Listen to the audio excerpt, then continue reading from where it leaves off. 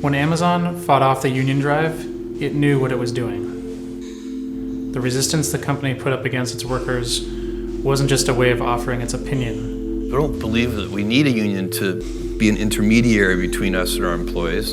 But of course, at the end of the day, it's always the employee's choice. It was following a plan. A plan that's been around for decades.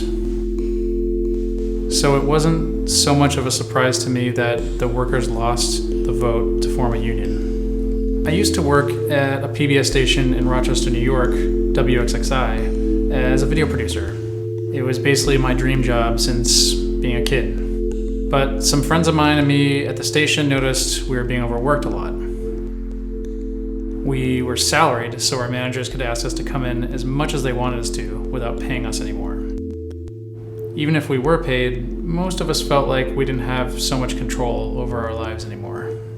So I got talking with my brother about this one night, and he told me about a friend of his who works for a union. So he put me in touch with him, and we talked about some of these issues at the station. It seemed like a good idea because it was really the only way we had found to be heard or for our problems to even be talked about in a serious way.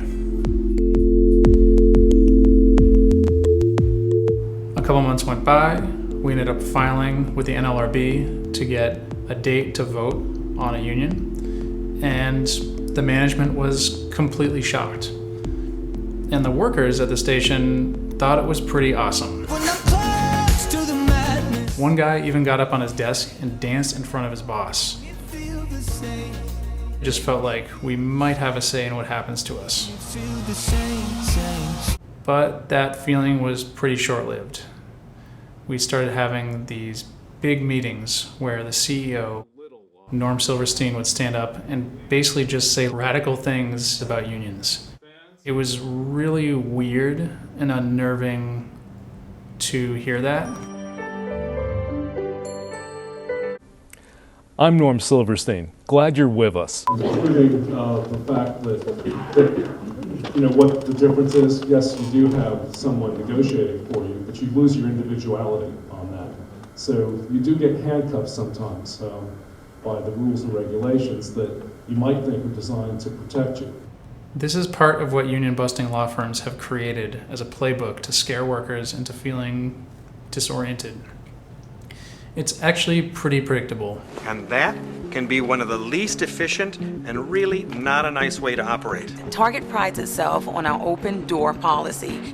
Remember, their doors always open and you can speak with them directly. We prefer our open door policy as a means of direct and open communication instead of dealing with an outside third party. This rule applies to any third party and must be enforced equally against both unions and other third parties. You don't need to pay dues to a third party. No associate has ever had to surrender the right to speak for themselves and turn to outside union agents to do it for them. Being flexible. That's the key to running a successful business in today's market, and we've got the flexibility now. Right you are. No one knows exactly what could happen, but there are lots of examples of how rigid grocery store union contracts could hurt our store's ability to serve guests and actually hurt our team members. When you were a union buster, what were some of the tools that you used, or the tactics you used to keep unions off the property or to weaken the union that was on the property?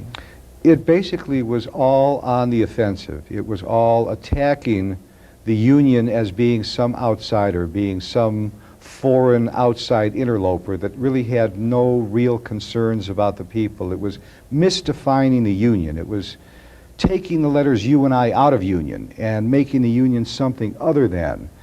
Other managers got up and recited some key phrases. I mean, I don't want a third party to sit there and talk about raises or something that I should get. We don't even know what I do. Anything can be brought directly to anyone here, even as high as Sue and Norm. And it scares me to put that in the hands of somebody who doesn't know, any of us personally, knows what goes on here on a daily basis. You're putting it in someone else's hands that, again, is an outside organization that has no idea what's going on here. And I just feel the nuclear option somebody used, that's sort of what this is, and it takes it all the way over here, and is it going to solve the management problem? One engineer who had just announced he was quitting the station stood up and said he had already tried to be heard or tried to have talked to management about the problems at the station. I'm in a strangely enviable position because I'm only here for 2 more days. There wasn't this open door. There wasn't this communication. There was a break in the chain somewhere. And I think this card was played because those of us in the positions that were getting perhaps taken advantage of at times felt it necessary to go to this step. It's sad to go, honestly. I had almost 8 years here myself. People at the station weren't sure what to do, but they were so freaked out about everything, they just wanted it to all go away, even if it meant going back to the way things were. But I don't want things to go back to the way they were, and that's why I'm talking to you. So I'm asking if you are organizing your workplace or thinking about organizing, that you join me in recording this process that the management, the higher management, the union-busting law firms have put upon your workplace. Most states allow for single-person consent, which just means that you are allowed to record others if you give consent for that recording.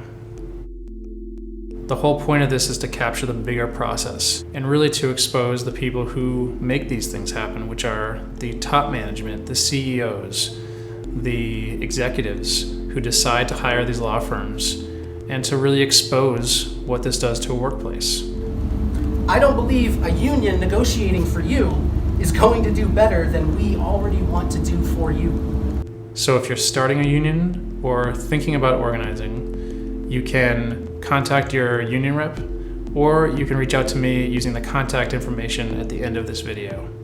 Thanks for your time, and keep up the good fight.